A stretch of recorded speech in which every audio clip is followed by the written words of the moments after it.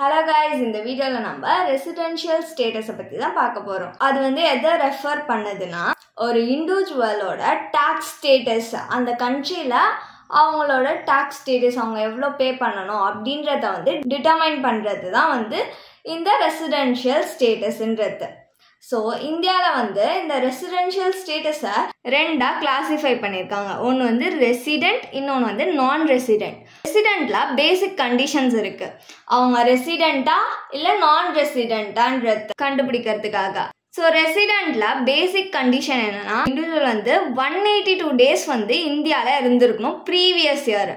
இப்போ அசஸ்மெண்ட் இயர்னா நம்மளுக்கு இந்த 2025 to 2026 ஃபினான்ஷியல் இயர் எப்பயுமே எப்படி சொல்லுவோம், ஏப்ரல் 1 2025 மார்ச் 31 2026 வரைக்கும் நம்மளுக்கு ஃபினான்ஷியல் இயர்னு சொல்லுவோமா. ப்ரீவியஸ் இயர்ன்றது April 1 2024 to March 31 2025.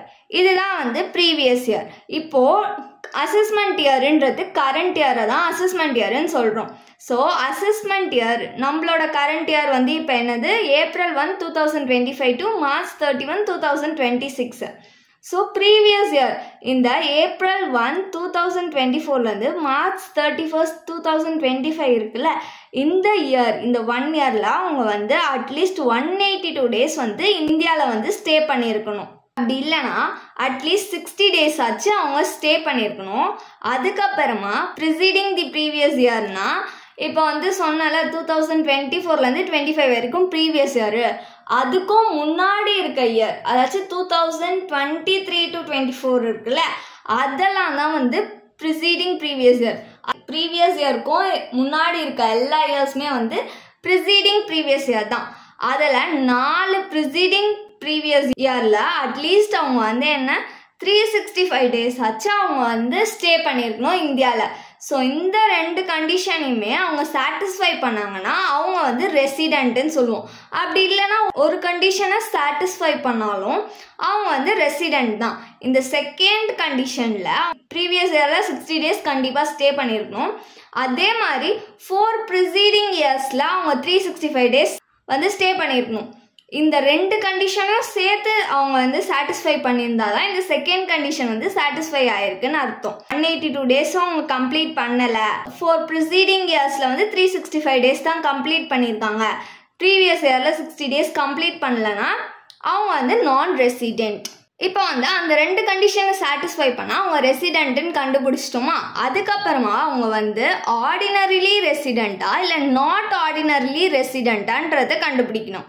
First ordinarily ரெசிடென்ட்னா இந்த அடிஷ்னல் கண்டிஷன் 2 இருக்குல்ல, இது ரெண்டுத்தையும் சாட்டிஸ்ஃபை பண்ணணும் அவங்க. அந்த கண்டிஷன் என்னன்னா, இந்தியாவில் 10 ப்ரிசீடிங் ப்ரீவியஸ் இயரில் அவங்க அட்லீஸ்ட் 2 இயர்ஸ் ஸ்டே பண்ணியிருக்கணும். ப்ரீவியஸ் இயருக்கும் முன்னாடி இருக்க இயர்ஸ்லாம் ப்ரிசீடிங் ப்ரீவியஸ் இயர், அதில் 10 இயர்ஸ் லாஸ்ட் 10 இயர்ஸ் ப்ரிசீடிங் அந்த லாஸ்ட் 10 இயர்ஸில் அவங்க அட்லீஸ்ட் 2 இயர்ஸ் ஆச்சு ஸ்டே பண்ணியிருக்கணும். அப்படி இல்லைன்னா அவங்க 7 ப்ரிசீடிங் ப்ரீவியஸ் இயரில் அவங்க அட்லீஸ்ட் 730 டேஸ் ஆச்சு அவங்க ஸ்டே பண்ணியிருக்கணும். அப்படி இதில் ஏதாச்சும் ஒரு கண்டிஷன் அவங்க ஃபுல்ஃபில் பண்ணாலும் அவங்க ஆர்டினரிலி ரெசிடென்ட். அப்படி இந்த ரெண்டு கண்டிஷனுமே அவங்க ஃபுல்ஃபில் பண்ணலன்னா அவங்க நாட் ஆர்டினரிலி ரெசிடென்ட். இப்போ நம்ம இல்லுஸ்ட்ரேஷன் 1 பேஜ் நம்பர் 3.13 இருக்க சம் தான் பார்க்க போகிறோம். இங்கே என்ன கொடுத்துருக்காங்கன்னா, மிஸ்டர் ராஜேந்திரன்றவர் ஃபர்ஸ்ட் டைமாக அவங்க ஃபேமிலியோட அவர் யூஎஸ்ஏக்கு போகிறாராம். என்னைக்குன்னா 14/10/2024. அப்புறம் அவர் இந்தியாவுக்கே திரும்ப வந்துடுறாராம். என்னைக்குன்னா 31/5/2025. இப்போது நம்மள என்ன கேட்டிருக்காங்க, அவரோட ரெசிடென்ஷியல் ஸ்டேட்டஸ் என்ன அப்படின்றத டிட்டர்மைன் பண்ண சொல்லியிருக்காங்க இந்த அசஸ்மெண்ட் இயருக்கு. இப்போ நம்ம மிஸ்டர் ராஜேந்திரனோட ரெசிடென்ஷியல் ஸ்டேட்டஸ் தான் கண்டுபிடிக்க போகிறோம். ஃபர்ஸ்ட் அவர் ரெசிடென்ட்டா இல்லையா அப்படின்றத ஃபர்ஸ்ட் நம்ம கண்டுபிடிக்கணும். ரெசிடென்ட்னா அவர் பேசிக் கண்டிஷனை ஃபுல்ஃபில் பண்ணணுமா. ஒன்று அவர் 182 டேஸ் இந்தியாவில் இருந்திருக்கணும். செகண்டு 60 டேஸ் அவர் ப்ரீவியஸ் இயரில் இருந்திருக்கணும். அதுக்கப்புறமா வந்து ப்ரிசீடிங் ப்ரீவியஸ் இயரில் அவர் வந்து அட்லீஸ்ட் 365 டேஸ் ஆச்சு ஸ்டே பண்ணியிருக்கணும். இதுதான் வந்து அந்த பேசிக் கண்டிஷனா. இதில் வந்து நம்மளுக்கு அசஸ்மெண்ட் இயர் வந்து 2025 to 26 கரண்ட் இயரோட ப்ரீவியஸ் இயர்ன்றது 2024 to 2025 ஏப்ரல் 1ல இருந்து மார்ச் 31 வரைக்கும். இதுதான் நம்மளோட ப்ரீவியஸ் இயரா. யூஎஸ்ஏக்கு அவர் எப்போ போறாருன்னா 14/10/2024ல அவர் வந்து யூஎஸ்ஏக்கு போறாரு. 2024ன்றது நம்மளுக்கு என்னது ப்ரீவியஸ் இயரா. அவர் எப்போ திரும்பி வராரா 31/5/2025ல அவர் வந்து இந்தியாவுக்கு ரிட்டர்ன் ஆகுறாராம். ஓகேவா.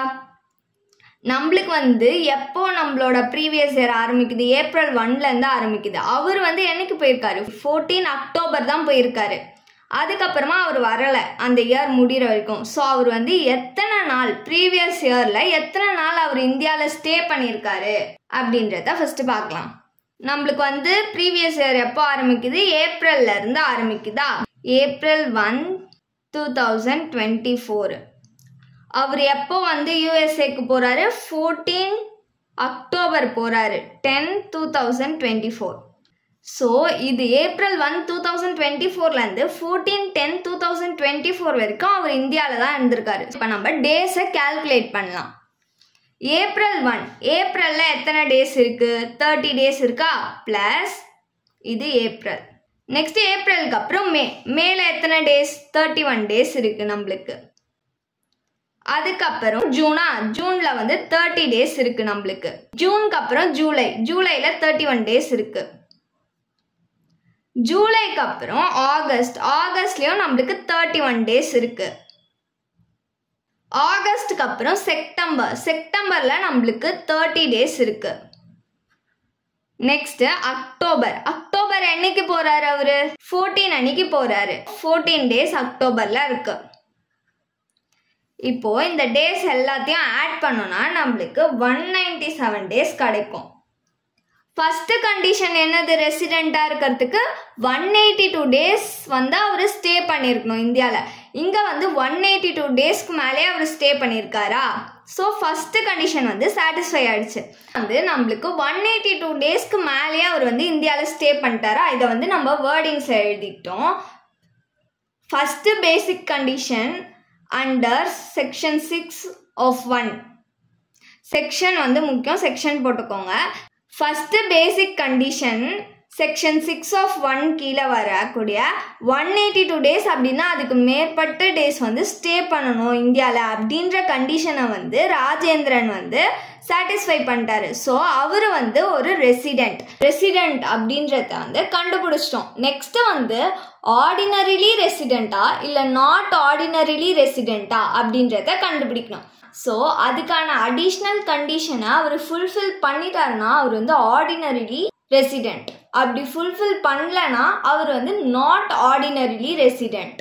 ஃபர்ஸ்ட் அடிஷ்னல் கண்டிஷன் என்னன்னா 10 ப்ரிசீடிங் இயர்ஸ்ல அவர் வந்து 2 இயர்ஸ் இந்தியாவில் ஸ்டே பண்ணியிருக்கணும் அப்படின்றது தான் ஃபர்ஸ்ட் கண்டிஷன். கொஸ்டின்ல நம்மளுக்கு என்ன கொடுத்துருக்காங்க, ஃபர்ஸ்ட் டைமா தான் அவர் வந்து இந்தியாவை விட்டு வெளில போறாரு யூஎஸ்ஏக்கு. ஸோ அவர் வந்து கண்டிப்பாக ப்ரீவியஸ் இயர் 2024 to 25 இருக்குல்ல, அதுக்கும் முன்னாடி இயர் ஃபுல்லாகவுமே அவர் வந்து இந்தியாவில் தான் இருந்திருக்காரு. ஸோ ஃபர்ஸ்ட் கண்டிஷன் வந்து சாட்டிஸ்ஃபை ஆயிடுச்சு நம்மளுக்கு. நெக்ஸ்ட் கண்டிஷன் என்னது, 7 ப்ரிசீடிங் இயர்ஸ்ல அவர் வந்து அட்லீஸ்ட் 730 டேஸ் ஆச்சு அவர் ஸ்டே பண்ணியிருக்கணும். இதுதான் நம்மளோட செகண்ட் அடிஷ்னல் கண்டிஷன். அவர் வந்து ஃபர்ஸ்ட் டைம் தான் இந்தியா விட்டு வெளில போறாருன்றப்போ அவர் வந்து கண்டிப்பா 730 டேஸ் வந்து ஸ்டே பண்ணியிருப்பாரு. ஸோ இந்த கண்டிஷனும் நம்மளுக்கு சாட்டிஸ்ஃபை ஆயிடுச்சு. ரெண்டு கண்டிஷனுமே அவர் சாட்டிஸ்ஃபை பண்ணிட்டாரு. அப்போ அவர் வந்து ஆர்டினரிலி ரெசிடென்ட். நெக்ஸ்ட் வந்து கன்க்ளூஷன் எழுதிக்கணும். அசஸ்மெண்ட் இயர்க்கான செக்ஷன் 6 of 1 கீழே ராஜேந்திரன்றவர் ரெசிடென்ட், அதுக்கப்புறம் ஆர்டினரிலி ரெசிடென்ட். தேங்க்ஸ் ஃபார் வாட்சிங்.